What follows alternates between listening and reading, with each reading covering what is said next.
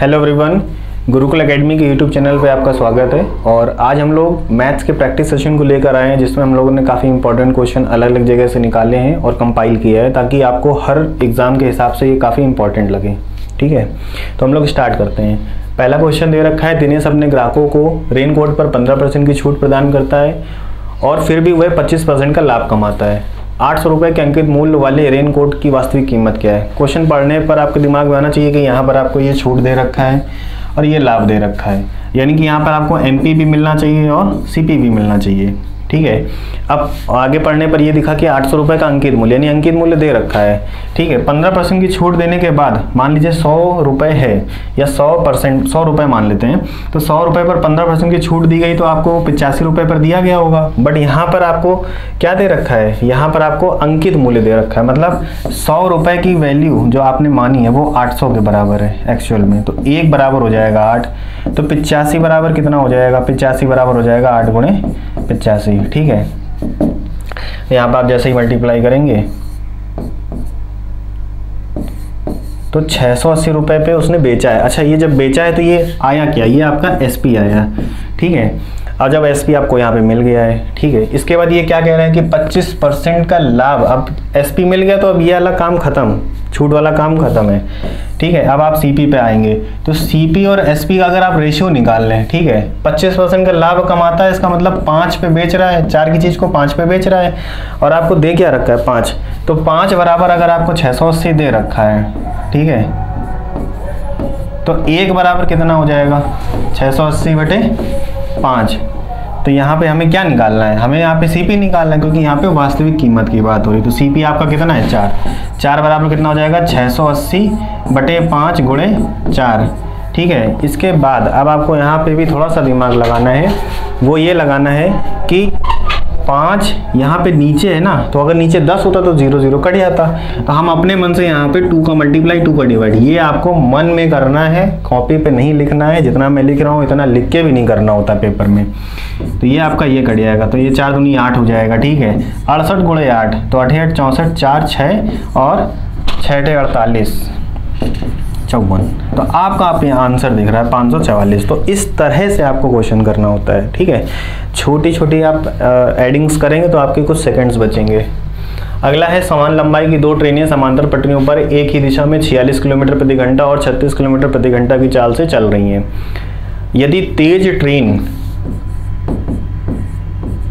धीमी ट्रेन को 36 सेकंड में पार करती है तो प्रत्येक ट्रेन की लंबाई की गणना करें। अब आप यहाँ पे समझेंगे कि रिलेटिव स्पीड क्या होती है। रिलेटिव स्पीड का ये मतलब होता है, ठीक है, कि अगर 2 ट्रेनें एक ही दिशा में चल रही हैं, ठीक है, तो वो उनमें से किसी एक ट्रेन पर बैठा पर्सन दूसरी ट्रेन की स्पीड को ऑब्जर्व करेगा तो क्या पाएगा कि सपोज करो कि ये 8 की स्पीड से चल रही है, 10 की स्पीड से, तो 8 वाली स्पीड में बैठा पर्सन जब 10 वाली ट्रेन को देखेगा तो उसको ये लगेगा ये ट्रेन सिर्फ 2 किलोमीटर पर आवर की स्पीड से आगे बढ़ रही है बस।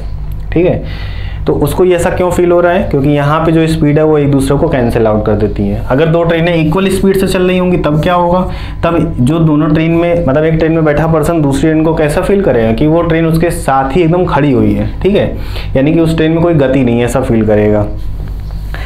तो अब यहाँ पे हम लोग समझते हैं क्वेश्चन में, तो एक ट्रेन 36 और एक ट्रेन 46 की स्पीड से चल रही है, तो 36 की ट्रेन में बैठा पर्सन 46 की ट्रेन को कैसे देखता है कि वो 10 किलोमीटर पर आवर की स्पीड से चल रही है। ठीक है, तो यहाँ पे जो नेट स्पीड है वो कितनी आएगी आपकी, 10 आ जाएगी। अब ये स्पीड आई है किलोमीटर पर आवर में। क्वेश्चन जब आप पढ़ रहे होंगे तो आपको अंदाजा लग गया होगा कि यहाँ पर ये सेकंड में दे रखा है, ऑप्शन मीटर में दे रखा है, तो मीटर पर सेकंड की बात हो रही है। तो यहाँ पे आप इसको मीटर पर सेकंड में बदलने के लिए 5/18 का मल्टीप्लाई कर देंगे। ठीक है, तो ये 50/18 आ जाएगा आपका। अब दूसरा कॉन्सेप्ट ये है कि ट्रेन एक दूसरे को ओवरटेक कर रही हैं। ओवरटेक कैसे होता है ये समझिए। ये 2 ट्रेनें हैं, ठीक है, दोनों ही सेम डायरेक्शन में चल रही हैं, तो अभी ये एकदम जस्ट इसके पीछे है मान लीजिए। तो ये ओवरटेक कब करेंगे, जब ये वाला हिस्सा यहाँ पर जब आएगा तब ओवरटेक करना स्टार्ट करेगी, और जब इसका ये पीछे वाला हिस्सा है इसके आगे वाले हिस्से को जस्ट बस पार कर देगा या इसके एकदम बिल्कुल बराबर होकर जस्ट पार करने वाला होगा, तो वो ओवरटेक की कंडीशन होगी। उस कंडीशन में कितनी ये वाली गाड़ी जो है, ये ट्रेन है, कितनी चलेगी, तो अगर इसकी स्पीड x है, इसकी y है, इसकी लेंथ x है, मतलब इसकी जो टोटल लेंथ है ये x है, इसकी लेंथ y है, तो ये कितना चली होगी इसको ओवरटेक करने में, तो इसकी भी लेंथ उसने पार की और अपनी भी लेंथ पार की। ठीक है, तो यहाँ पर यही कॉन्सेप्ट हम लोग यहाँ पर भी समझते हैं। तो यहाँ पे इन्होंने दे रखा है कि समान लंबाई की, अगर हम एक ट्रेन की लंबाई को x मान लें तो दोनों ट्रेन की कुल लंबाई कितनी जाएंगी 2x, यानी कि वो ट्रेन 2x चलेगी। कौन सी ट्रेन? तेज वाली तो ओवरटेक कर रही है। अब यहाँ पे हम लोग देखते हैं कि 36 सेकेंड लग रहा है। 36 सेकंड लगने का क्या मतलब है यहाँ पर कि उसको जब वो पार कर रही है तो 36 सेकंड का टाइम ले रही है। तो दूरी बराबर क्या होता है? चाल गुणे समय। चाल हमें पता है 50/18, समय कितना लग रहा है 36, सॉल्व करेंगे तो आ जाएगा आपका 100। तो 100 जो है वो किसके बराबर है? 2x। तो x बराबर कितना हो जाएगा? 100/2, यानी कि कितना आ जाएगा 50। तो प्रत्येक ट्रेन या एक ट्रेन की लंबाई कितनी है? 50 है।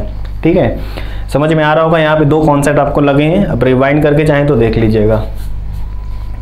एक मूलधन 8% चक्रवृद्धि ब्याज की दर से 3 वर्ष में चक्रवृद्धि आधार पर गणना किए जाने पर 3 वर्ष में 19,683 रुपये हो जाता है। मूलधन क्या है? ठीक है, तो यहाँ पे एक तो फॉर्मूला बेस्ड क्वेश्चन है, लेकिन अगर आप कॉम्पिटिटिव लेवल का एग्जाम देना चाह रहे हैं तो आपको फॉर्मूला बेस्ड थोड़ा सा पीछे छोड़ना पड़ेगा।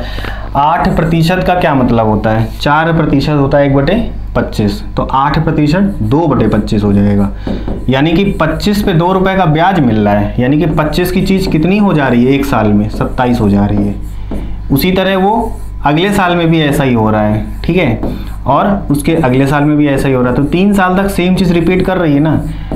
अब जब आप कॉम्पिटिटिव लेवल की तैयारी कर रहे होते हैं तो आपको कुछ बेसिक चीज़ें पता होनी चाहिए कि आपको 30 तक स्क्वायर और क्यूब याद होने चाहिए, तभी आपको ये क्वेश्चन इजी लगेगा। अदरवाइज ये क्वेश्चन आपको लगेगा कि पेपर में देने लायक नहीं था। ठीक है, तो 30 तक याद होना चाहिए। तो 27 का क्यूब कितना होता है? तो यहाँ पे ही दे रखा है 27 का क्यूब, यहाँ पे इन्होंने डायरेक्ट ही दे रखा है। ठीक है, क्योंकि ज़्यादा कैलकुलेटिव क्वेश्चन दिया ही नहीं जाता है पेपर में। पर्सपेक्टिव ऐसा दिया जाता है ना कि अगर आपने तैयारी की है तभी आप कर पाएंगे। तो 27 का क्यूब अगर आपको इतना दे रखा है तो ये 25 का क्यूब क्या हो जाएगा? इसका मेन जो प्रिंसिपल होगा यानी कि मूलधन होगा। तो 25 का क्यूब कितना होता है? 15,625। ऑप्शन में आपको दिख रहा होगा। ठीक है, तो अगर आपकी तैयारी अच्छी चल रही है तो ये क्वेश्चन बहुत ईजी लगेगा। अगला क्वेश्चन है, मोहन और रमेश मिलकर एक काम को 6 दिनों में कर सकते हैं। मोहन अकेला उसी काम को 10 दिनों में करता है और रमेश उसी काम को कितने दिनों में करेगा? ठीक है, तो इसके फॉर्मूले में भी आते हैं, फॉर्मूले को ना करके हम लोग डायरेक्ट करते हैं। यहाँ पे मोहन और रमेश की पहले बात कर रहा है, वो उसी काम को 6 दिन में कर रहा है, जबकि मोहन उसी काम को 10 दिन में कर रहा है। रमेश कितने दिनों में करेगा? ठीक है, तो ऐसे क्वेश्चन को करने के लिए हम लोग क्या करते हैं, दिनों की जो संख्या दे रखे हैं उसका हम लोग एलसीएम निकालते हैं। तो 6 और 10 का एलसीएम आएगा आपका 30, तो हम 30 यहाँ पे लिख ले रहे हैं। फिर हम क्या करते हैं, डिवाइड करते हैं दिनों की संख्या से जो एलसीएम निकालना है। ठीक है, तो हम यहाँ पे देखेंगे, यहाँ पे 5 आएगा, यहाँ पे 3 आएगा, और ये जो आएगा ये क्या है? ये क्षमताओं का रेशियो आता है। जब मोहन और रमेश मिल के काम कर रहे हैं तो 5 क्षमता है, मोहन अकेले काम कर रहा है तो 3 क्षमता है, यानी कि रमेश कितना हो जाएगा? 5 में से 3 घटाएंगे तो 2, यानी एक दिन में वो 2 के हिसाब से काम कर रहा है। तो 30 काम करने के लिए उसको कितना टाइम लगेगा? तो हम लोग ओरली बोल सकते हैं 30 काम करने के लिए 15 दिन लगेंगे। ठीक है, आगे देखते हैं। खांसी आने लगी। आगे देखते हैं हम लोग। 2 व्यक्ति P और Q एक साथ काम करते हैं। अभी हम लोगों ने जस्ट पहला जो क्वेश्चन किया है उसी के तरीके है ये। P और Q जब मिल के काम करते हैं तो कितने दिन लगते हैं? 36 दिन। Q अकेले काम करता है तो 45 दिन लगते हैं। ठीक है, अब कह रहा है कि Q कार्य शुरू करता है अकेले और 5 दिन बाद छोड़ देता है। सबसे पहले हमें सबकी क्षमता भी तो पता होनी चाहिए। P की क्षमता तो पता नहीं है, तो हम लोग सबसे पहले क्या निकालेंगे? हम लोग इनका एलसीएम निकालेंगे। ठीक है, तो एलसीएम निकालने के लिए क्या करते हैं, जो सबसे बड़ी संख्या है उससे हम लोग क्या करते हैं? मल्टीप्लाई करते चले जाते हैं। तो पहले हम लोग 2 की पावर देखते हैं, तो 2 की पावर यहाँ पे 2 की पावर 2 चला जाएगा। ठीक है, या हम लोग ऐसे करते हैं 36 को हम लोग प्राइम फैक्टर में तोड़ देते हैं। ठीक है, तो 36 का प्राइम फैक्टर तोड़ेंगे तो कितना आ जाएगा? 2 की पावर 2 इंटू 3 की पावर 2। 45 को प्राइम फैक्टर में तोड़ेंगे तो कितना आ जाएगा, यह आ जाएगा आपका 3 की पावर 2 इंटू 5। ठीक है, तो हम लोगों ने एलसीएम लेना सीखा होगा कि मैक्सिमम पावर उठाते चले जाते हैं। तो यहाँ पे आ जाएगा आपका 3 की पावर 2, 2 की पावर 2 और 5। ठीक है, तो ये आपका एलसीएम निकालने का तरीका है। अब यहाँ पर हम लोग 36 को जब इससे डिवाइड करेंगे तो यहाँ पे आपका 5 आ जाएगा, यहाँ 45 से डिवाइड करेंगे तो यहाँ पे आपका 4 आ जाएगा। ठीक है, और ये कितना आ जाएगा, ये आपका 180 आ जाएगा। ठीक है, ये आपका 180 आ जाएगा। पी क्यू मिला की क्षमता 5 है, क्यू अकेले क्षमता 4 है, तो पी की क्षमता कितनी होगी, बट नेचुरल सी बात है कि यहाँ पर 1 आ जाएगी। ठीक है, अब क्वेश्चन में आते हैं कि क्यू अकेले काम शुरू करता है और 5 दिन तक काम करता है। 5 दिन बोले तो मतलब यहाँ पे क्यू की क्षमता कितनी है, 4 है, और 4 क्षमता के साथ अगर वो 5 दिन काम करेगा तो 20 काम कर लेगा। काम था कितना, 180, 180 में से तो 20 क्यू नहीं कर लिया, बचा कितना, तो 160 बचा। अब ये बताइए कि पी एक दिन में एक ही काम कर पा रहा है, तो 160 काम करने के लिए उसको कितना टाइम लगेगा। नेचुरल सी बात है कि यहाँ पे उसको 160 दिन ही लगेगा।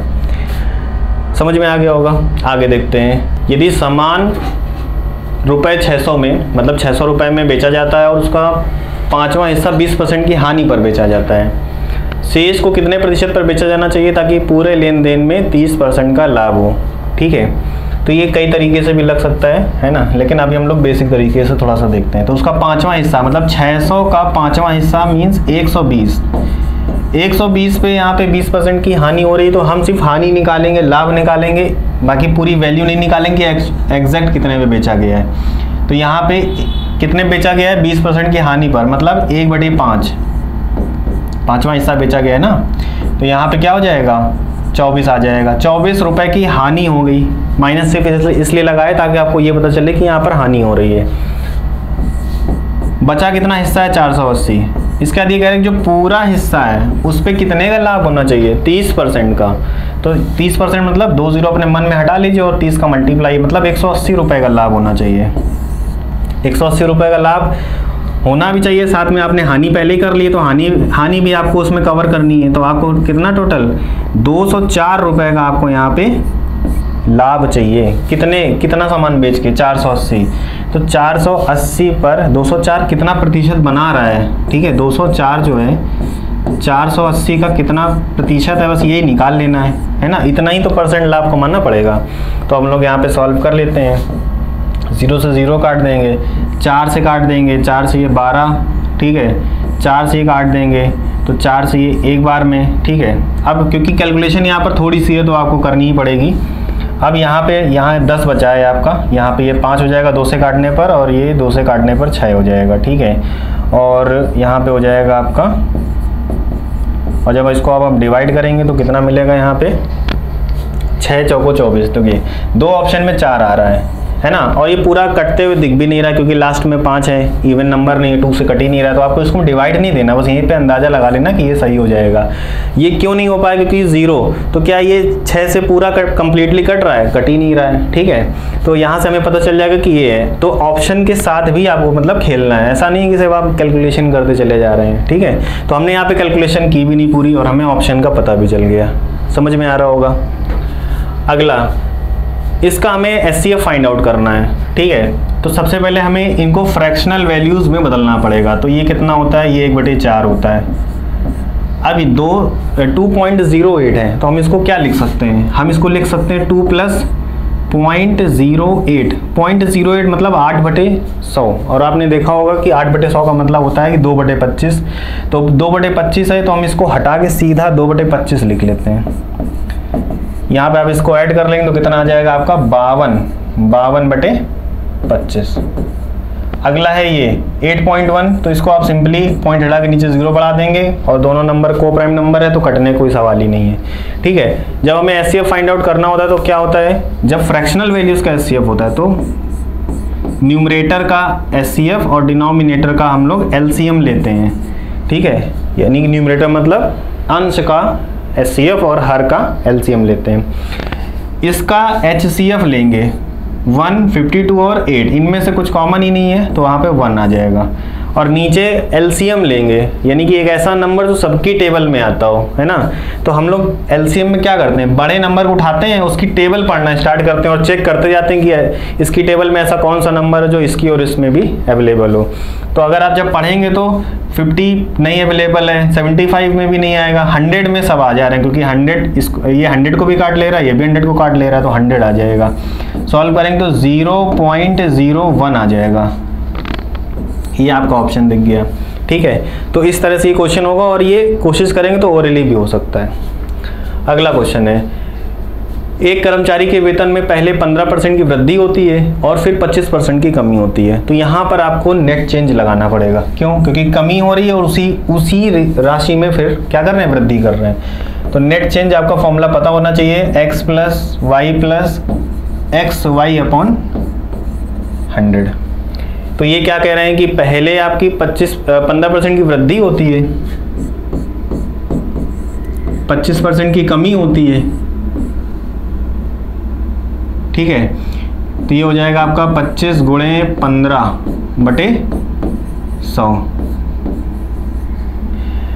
सॉल्व करेंगे माइनस का 10 आ जाएगा इधर, और उधर जब आप सॉल्व करेंगे तो कितना आ जाएगा, 25 की टेबल पहले 10 बार पढ़ेंगे 250 हो जाएगा, 25 की टेबल आप पहले 5 बार पढ़ेंगे तो 125, तो 250 में 100 जोड़ेंगे तो 300, और 350, 350 में 25 जोड़ेंगे 375, और नीचे आपका 100 है ना, तो ये 2 पॉइंट लगा देंगे तो कितना हो जाएगा, माइनस का आपका आ जाएगा 13.75। और माइनस साइन हमें ये बता रहा है कि कमी हो रही है, तो वृद्धि वाले तो पहले ही ख़त्म है ना। कमी वाले में देखिए आपको काफ़ी नज़दीक की वैल्यू दिख रही, तो आपको एकदम एग्जैक्ट वैल्यू पता है, इसीलिए आपको ये ऑप्शन देखना पड़ेगा। समझ में आ गया होगा।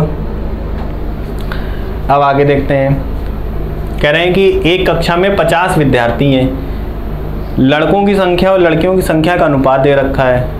इसके बाद पहले तो हम संख्या निकाल लेंगे, क्योंकि कह रहे हैं कि स्कूल में लड़कों और लड़कियों की संख्या के बीच मध्यानुपात क्या होगा।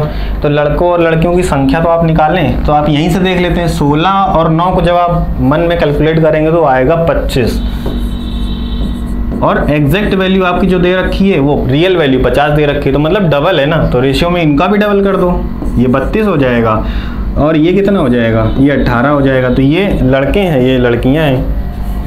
अब यहाँ पे मध्यानुपाती का मतलब पहले आप समझ लीजिए, ए बी सी है, इसमें ये मध्यानुपात है, ठीक है। ऐसे नहीं, यहाँ पे हम इसको लिख सकते हैं कि a अपॉन बी, क्योंकि ए बी सी 3 नंबर हैं, तो a upon B equal to b upon C. यहाँ पे हमें b की वैल्यू निकालनी है, तो b बराबर क्या हो जाएगा, b बराबर हो जाएगा b² बराबर हो जाएगा ac, ठीक है। तो b बराबर हो जाएगा √ac।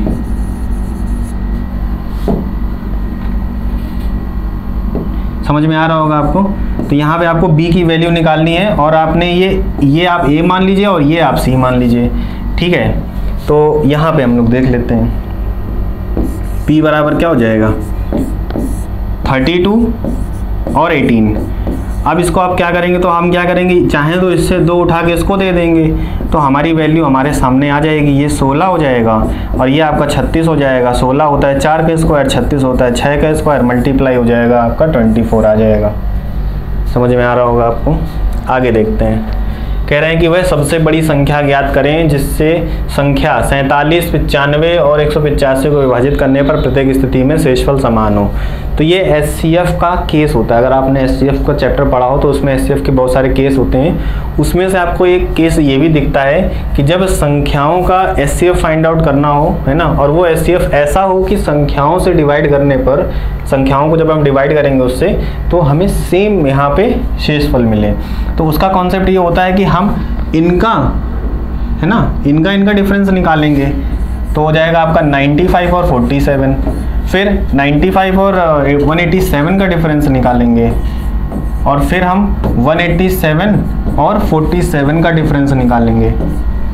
इनका डिफरेंस निकालेंगे तो ये आपका 8 हो जाएगा, इधर 4 हो जाएगा। इनका डिफरेंस निकालेंगे तो सीधे सीधे आप 5 ऐड कर देंगे तो यहाँ पे 92 आ जाएगा, और इनका डिफरेंस सीधे 140 आ जाएगा, ठीक है। 140 आ जाएगा। अब हम क्या करेंगे, इसका हमें HCF निकालना है, ठीक है। HCF निकालेंगे तो हम यहाँ पे क्या करेंगे, यहाँ पे डिवाइड कर लेंगे। तो 2 की पावर यानी 2 से जा रहा है, 4 से जा रहा है, 8 से जा रहा है, 16 से भी जा रहा है। तो 16 मतलब 2 की पावर 4 गुणे 3 हो जाएगा। ये किससे किससे जा रहा है, तो 4 से जा रहा है, 8 से जा नहीं रहा है तो 4 से जाएगा, मतलब 2 की पावर 2 और बचेगा कितना, 23 बचेगा, ठीक है। अब इसको निकालने के लिए हम सिंपल क्या करेंगे, सिर्फ ये देखेंगे कि 4 से जा रहा है कि नहीं, क्योंकि यहाँ पे हमको एक प्राइम नंबर दिख गया है ना। तो यहाँ पे प्राइम नंबर तो हर एक में अवेलेबल होगा नहीं, तो 2 की पावर 2 ही अवेलेबल होगा। देख लेते हैं इसमें है कि नहीं। तो ये 2 की पावर 2 से ऑब्वियस सी बात जा रहा है, क्योंकि 4 से जा रहा है, तो 2 की पावर 2 हमारा आंसर हो जाएगा। अब हम इसको पूरा क्यों नहीं कर रहे हैं, क्योंकि यहाँ पे ये कितना आ रहा है, 4 × 23, इसके 2 ही फैक्टर आ रहे हैं, मतलब ऐसे ही फैक्टर आ रहे हैं जिसमें 4 और 23 मिल रहा है। अब 23 तो इसमें अवेलेबल है नहीं, क्योंकि हमें HCF निकालना है। तो इसमें पहले दिखा नहीं 23, इसमें दिखा, और इसमें भी मे भी दिखेगा, मे भी नहीं दिखेगा, लेकिन हमें ज़रूरत नहीं पड़ी क्योंकि इसमें नहीं है। 4 इसमें था, 4 इसमें भी मिल गया, 4 इसमें भी मिल जाएगा, क्योंकि 40 लास्ट के 2 डिजिट की हम लोगों ने डिविजिबिलिटी चेक कर ली, तो हमारा 4 इसलिए आंसर हो जाएगा। ये आप समझिए ना कि क्वेश्चन को पूरा सॉल्व करने की ज़रूरत नहीं पड़ती है कभी कभी। अब हम लोग बात करते हैं अगले क्वेश्चन की। तो मोहन और सोहन एक साथ एक संपत्ति में क्रमशः इतना इतना लगाते हैं, ठीक है। एक कंपनी में 6000 और 8000 का निवेश करते हैं। 6 महीने बाद सोहन अपनी संपत्ति निकाल लेता है या अपना निवेश निकाल लेता है, और साथ में वो अंत में कितने अनुपात में रेशियो में लाभ बांटेंगे, है ना। तो लाभ यहाँ पे या जो प्राप्त धन है वो कितने रेशियो में बांटेंगे। तो ये आप ये समझिए कि यहाँ पे आपको ये कैपिटल दी होती है, यहाँ पे आपको टाइम दिया होता है, और जो लाभ होता है पार्टनरशिप के क्वेश्चन में जो लाभ होता है वो लाभ बटता है इन दोनों के मल्टीप्लाई से। किसी पर्सन ने कितना रुपए लगाया, बहुत जनरल क्वेश्चन है, किसी ने कितना रुपए लगाया और कितने टाइम दिया, ठीक है। तो यहाँ पे बात करते हैं मोहन की और सोहन की। तो मोहन ने 6000 रुपये लगाया, सोहन ने 8000 रुपये लगाया। 6 महीने बाद सोहन अपनी निवेश की गई राशि को वापस ले लेता है। तो 6 महीने तक इसका रुपया लगा रहा है, इसका 12 महीने तक अगर 1 साल की बात करें। अब आप इसको काट देंगे तो ये 3 0 से ये 3 0 खत्म हो जाएगा, 6 से 6 खत्म हो जाएगा, और ये आपका 3:2 के रेशियो में इनको जो भी एडवांटेज या प्राप्त धन हुआ होगा बटेगा। तो ये आपका आंसर हो जाएगा। तो ये पार्टनरशिप का बहुत बेसिक क्वेश्चन था। अगला देखते हैं। एक दूध वाले ने 45 लीटर दूध खरीदा और 15 लीटर पानी मिला दिया।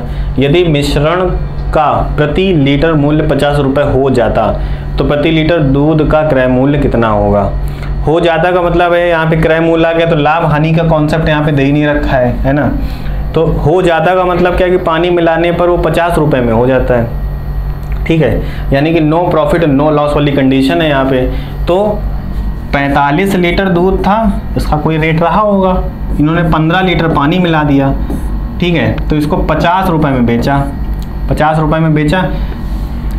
तो यहाँ पे क्या हो जाएगा, हम लोग मल्टीप्लाई करेंगे 50 का, तो 45 और 15 जोड़ेंगे तो आएगा 60, यानी 60 लीटर जो मिश्रण था 1 लीटर 50 रुपये के हिसाब से बेचा। तो यानी कि आपको 3000 रुपये का यहाँ पे आउटपुट मिला।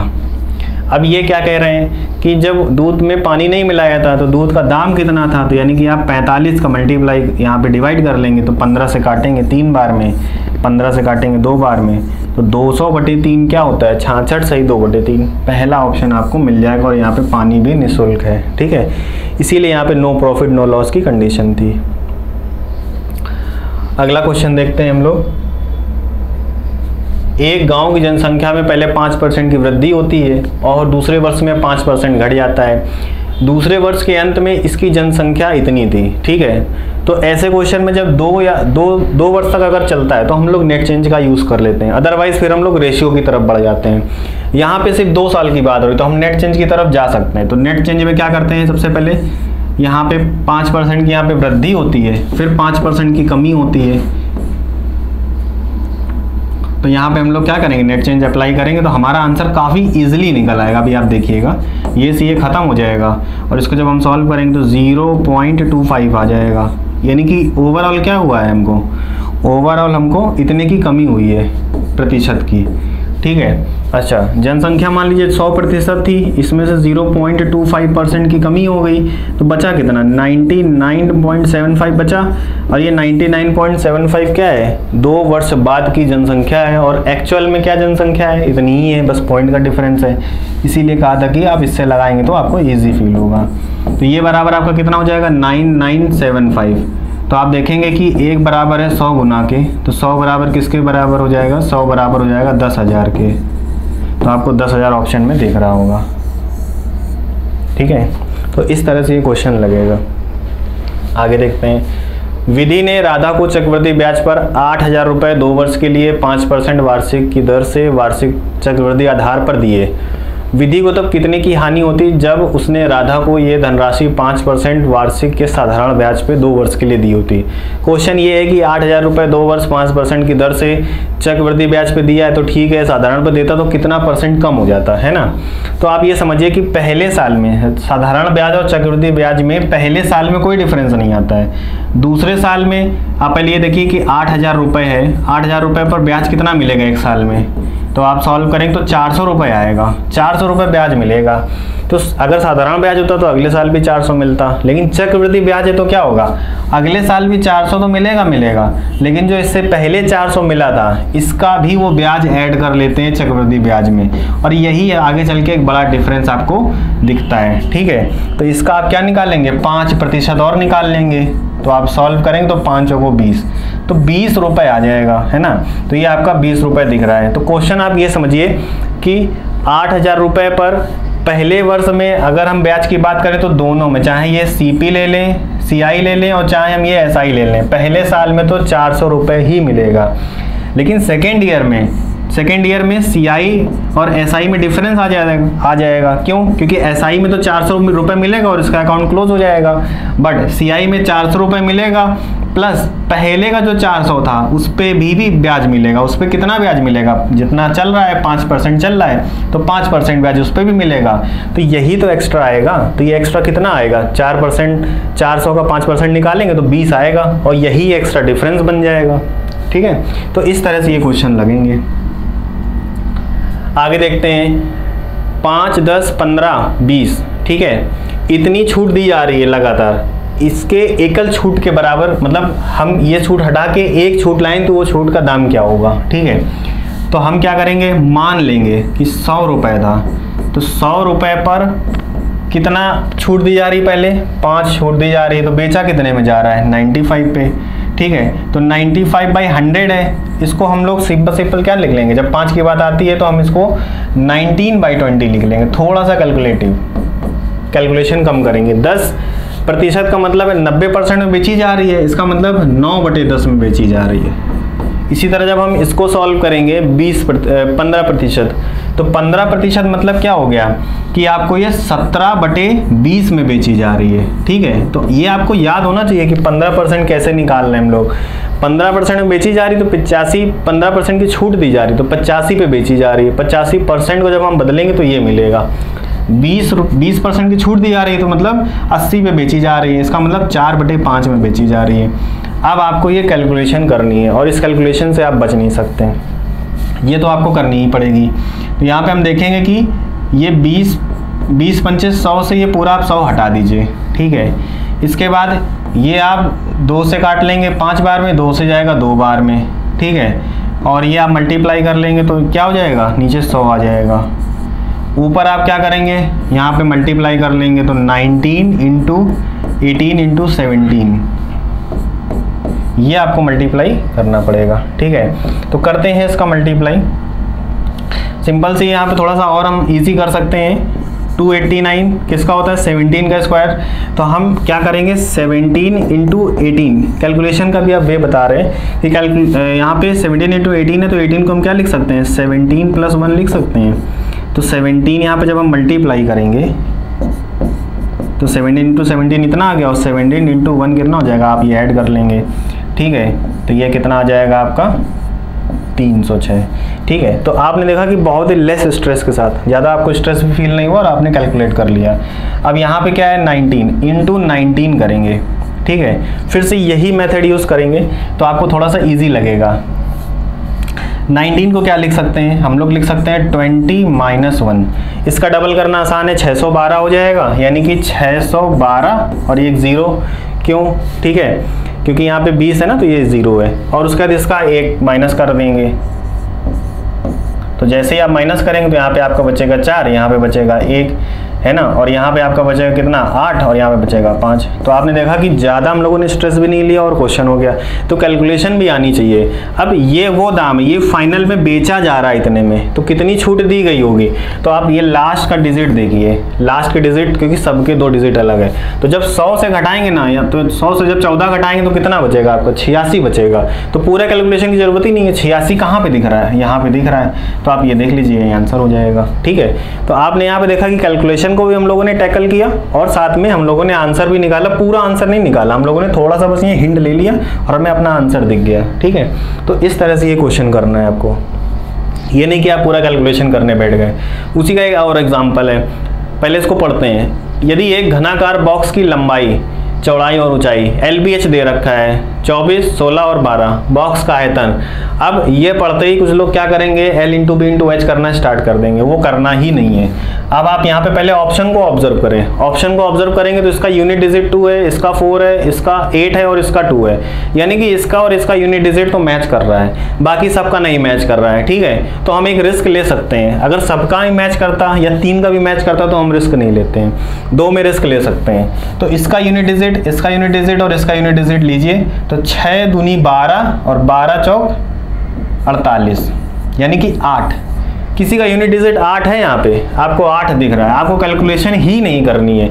आप इसको मन में बैठ के देखिए, 5 सेकंड देखेंगे, आपको अपना आंसर मिल जाएगा, ठीक है। तो इस तरह, क्योंकि अगर आपको पता है ना कि यहाँ पे L × B × H इसका क्या होता है, आयतन होता है, ये भी चीज़ आपको पता होनी चाहिए, ठीक है। तो घन का आयतन L × B × H है, यानी कि हमें कहीं ना कहीं इनका मल्टीप्लाई करना है। तो मल्टीप्लाई करने के लिए हम क्या करेंगे, यूनिट डिजिट का सहारा लेंगे। तो ऐसे हम लोग ऑप्शन को टैकल करते हैं, ठीक है। अगला क्वेश्चन देखते हैं, 7 सेंटीमीटर व्यास वाले एक अर्धगोले का संपूर्ण पृष्ठीय क्षेत्रफल। तो सबसे पहले थोड़ा सा हम लोग अर्धगोला समझते हैं, ठीक है। इसमें आपने ये देखा होगा कि ये आपकी रेडियस है, इसमें एक ही डायमेंशन होती है रेडियस, इसलिए थोड़ा सा सिंपल पड़ जाता है, ठीक है। तो थोड़ा सा और कॉन्सेप्ट हम बता देते हैं। जैसे ये गोला है, इसको हम 2D में भी समझते हैं। तो इसके 4 हिस्से करेंगे जब, तो एक हिस्से का जो आपका सरफेस एरिया आएगा वो आएगा आपका πr², ठीक है, समझ में आ रहा है। तो इसका जो ये एक बाहर का छिलका है, जो मतलब ये वाला जो हिस्सा है बाहर का, ठीक है, वो आपका आएगा πr²। और जब आप ऐसे काटेंगे तो बाहर भी, यहाँ भी अगर आप देखें, क्योंकि 3D कॉन्सेप्ट है इसलिए थोड़ा सा डिफिकल्ट लग रहा है समझाना 2D में। तो ये वाला जो हिस्सा मैंने कलर किया है, ये भी आपको निकल के आएगा, ये भी πr² होगा। क्यों?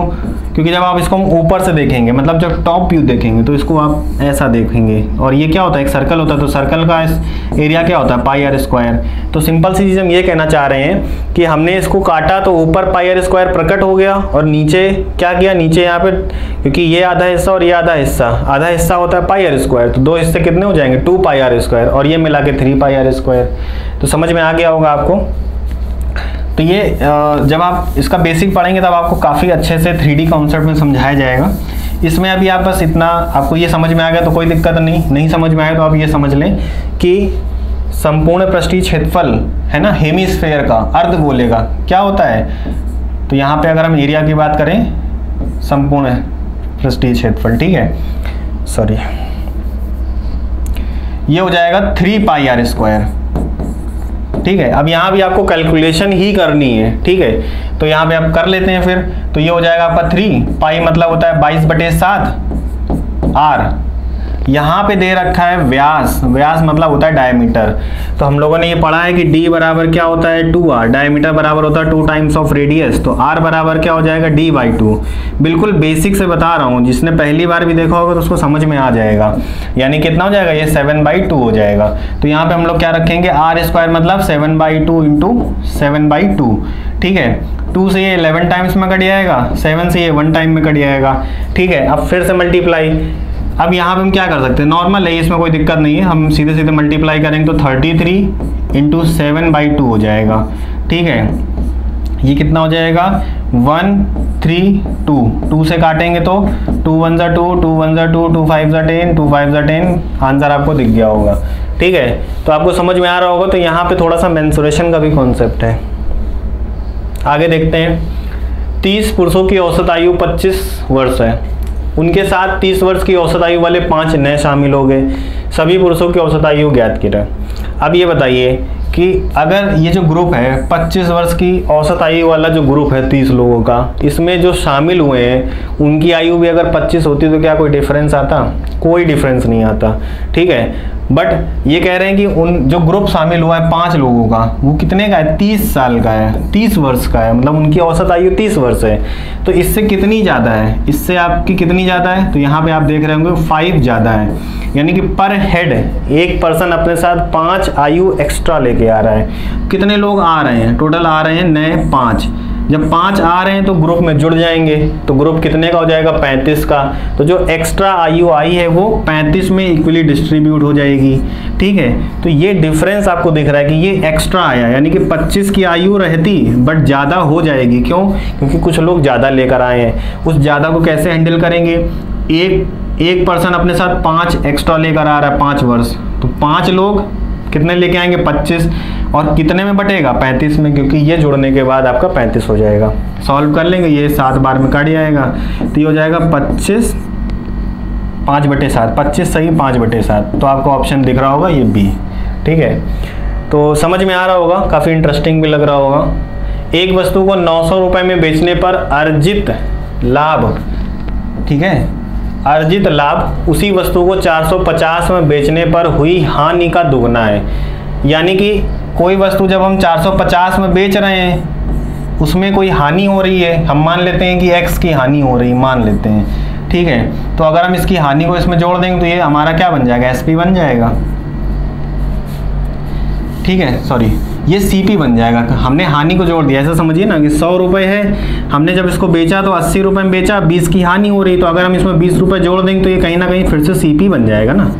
तो यहाँ पे हमने वही चीज़ की यहाँ पे कि हमने मान लिया कि वो जो हानि हुई है वो x रुपए हुई है, तो 450 में हमने x जोड़ दिया तो वो CP बन गया। अब ये कह रहे हैं कि 900 रुपये पर बेचने पर जो लाभ हो रहा था वो इतनी हानि का कितना है? डबल है, यानी 900 का कितना है? 900 रुपये का लाभ, 900 रुपये बेचने पर लाभ हो रहा है, और ये लाभ कितना है? इस हानि का डबल है, मतलब 2x है। तो हम लाभ अगर इससे हटा दें तो हमारा ये भी CP बन जाएगा, है ना। दोनों ही CP है, सेम वैल्यू को रिप्रेजेंट करें तो दोनों बराबर हो जाएंगे। यानी हम ये कह सकते हैं कि 450 प्लस x बराबर कितना हो जाएगा? 900 माइनस 2x। इसको आप सॉल्व कर लेंगे, ये उठा के इधर ले आइए, इसको उठा के उधर ले जाइए। ठीक है, तो ये आ जाएगा आपका कितना? 3x बराबर आ जाएगा आपका 450, तो x बराबर आ जाएगा 150। x बराबर 150 आया तो अब इसमें 150 ऐड करेंगे तो CP आपका आ जाएगा 600 रुपये, यानी उस वस्तु की कीमत थी 600 रुपये। अब कह रहे हैं कि वस्तु को 25% लाभ कमाने के लिए किस मूल्य पे बेचना चाहिए? यानी कि 25% मीन्स 1/5, तो टोटल वैल्यू कितनी हो जाएगी? यहाँ पे हो जाएगी आपकी 5/4। ठीक है, तो ये आ जाएगी आपकी कितनी? 4 से काटेंगे तो 4 एकम 4, 4 पंचे 20, 0, 15 पना 75, 750 रुपये।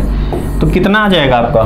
750 रुपये में बेचा जाना चाहिए। ठीक है, तो यहाँ पे ये बिल्कुल बेसिक क्वेश्चन था और अच्छा भी लगा होगा आपको। अगला क्वेश्चन है, एक कार 51 किलोमीटर प्रति घंटे की समान चाल से चल रही है 10:40 सुबह से 1 बजे तक। ठीक है, कार ने कितनी दूरी तय की? तो 1 बजे दोपहर और 10:40 सुबह, इसके बीच में डिफरेंस कितना है ना। तो ये 20 यहाँ पे कम पड़ रहे हैं, तो पहले 20 मिनट ऐड कर देंगे, तो ये 20 मिनट ऐड करने पर 11, और 11 से 2 हो जाएगा 13, तो 2 घंटे 20 मिनट। 2 घंटे 20 मिनट, मिनट है ना, मिनट को घंटे में बदलेंगे तो 1/3, यानी 2 सही 1/3, यानी कि कितना हो जाएगा? 7/3। ठीक है, 7/3 क्या है? ये घंटे हैं। तो यहाँ पर हमें क्या निकालना है? दूरी। दूरी बराबर क्या होता है? चाल गुणे समय। चाल कितनी थी? 51 किलोमीटर प्रति घंटा। समय कितना है? 7/3। 3 से काटेंगे तो कितना आ जाएगा? 17। 17 सत्ते 119, तो दूरी कितनी आ जाएगी? 119 किलोमीटर प्रति घंटा। ठीक है, तो इस तरह से ये क्वेश्चन थे। आई होप आपको सारे क्वेश्चन पसंद आए होंगे, और अगर आपको इसी तरह क्वेश्चन और भी चाहिए तो आप इस नेक्स्ट वीडियो का इंतज़ार कर सकते हैं। Thank you for watching it.